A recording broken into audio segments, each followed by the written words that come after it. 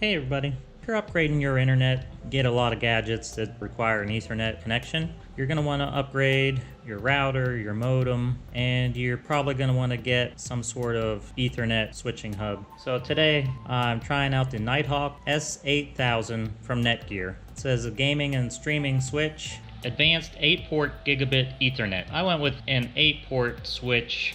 You know, you can get 4, 8, 16, 24, whatever number of switches. I decided to upgrade mine incrementally so that I'm not having to mount it to the wall and have this giant complex switch when I don't need, say, 24. Let's look at the back and see what we got here.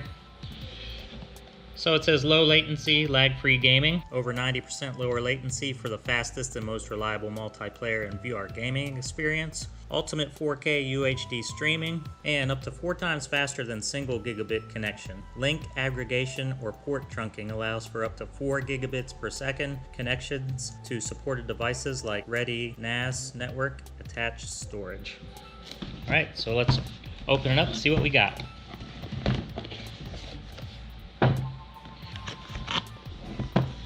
Alright, so the unit itself is pretty heavy. It's got this spaceship look to it. You can see the 8 ports, power port, reset button. Alright, and then under that, installation guide, and a power cord, and that's it. So here it is as it's all set up. It's got the 8 ports. I've got number 5 is not in use right now, that's why that's not lit up. Actually, the 8 port is for the incoming connection, so there's 7 outgoing. You've got the power cord right here. And the way they have it set up, port 1 is for any kind of gaming. It's got top priority.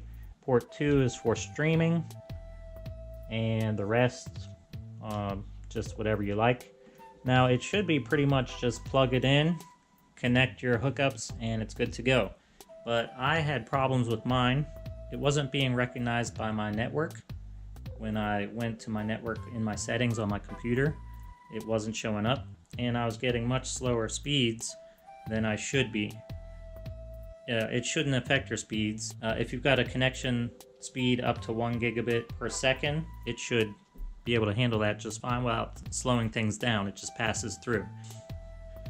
My network, I have a 400 megabits per second speed, and after I hooked this up, I was only getting like 90 megabits per second, which is no good. So I was unable to resolve the problem myself.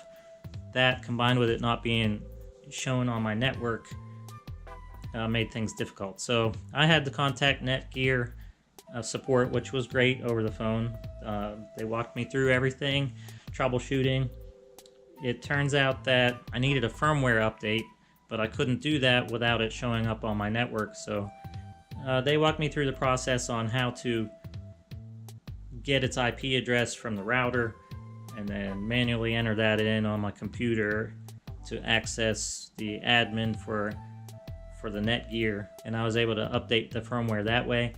And once I power cycled through everything after that, it was all good. It took a while. It did take a while for them to be able to pinpoint what was causing this. And it was something that the tech that I talked to hadn't actually experienced before. So I guess it doesn't happen that often, but it did in my case, but we got it resolved, and it's working great. So I've only got room for one more. Maybe I should have gone with a higher 16 port, something like that, but you know, it works for me now. It's a really good product. It feels like it's well made because it's so heavy. I don't know why we attribute heaviness to being well made, but it just feels like it's well made when it's heavy. Less plastic involved, I guess. Anyway, that's it. Hope you enjoyed the video. Please subscribe. It really helps me out when you do. Give it a thumbs up if you liked it. And I hope to see you on the next video.